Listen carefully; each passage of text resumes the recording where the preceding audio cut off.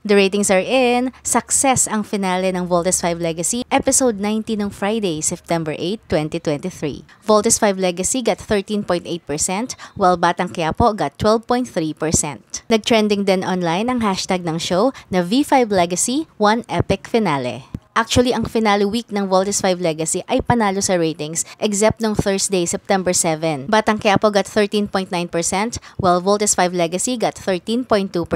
Sayang naman yung mga hindi nakapanood sa Lakas ni Godor, hindi nyo napanood yung lakas, yung astig ng CGI sa episode na yon. Anyway, ang importante, panalo ang buong week at panalo ang pinaka-finale episode. So congratulations, Voltes 5 Legacy. So, what's next? Hi guys, it's Anarina TV. What's next? Merong next dahil nagpahiwatig na si Direk Mark Reyes na meron nga.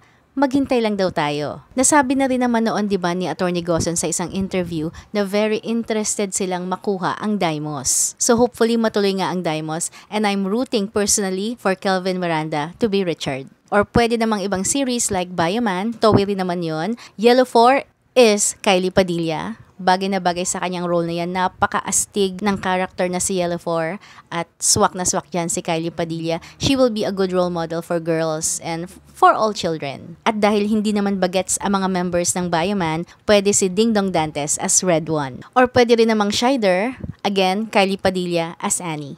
Anyway, napansin nyo ba na nangangamoy Encantadia yung itsura ni Hrothgar nung naging emperador siya ng Busan? Parang nakita ko sa kanya si Reyna Manea sa Encantadia. So hopefully makita na rin natin or mapanood na rin natin soon ang Encantadia. By the way, gumawa ko ng survey for my subscribers kung sino ang kanilang mga favorite characters dito sa Voltes 5 Legacy. Una na dyan kung sino ang favorite nilang Bosanian villain. So out of 210 votes, nangunguna si Sardos, then si Sandra, nagtay naman si Zul at saka si Sambujil, at last si Draco. At syempre, tinanong ko rin kung sino ang pinakamamimiss nilang Voltes 5 member. Out of 298 votes, ang nanguna ay si Steve.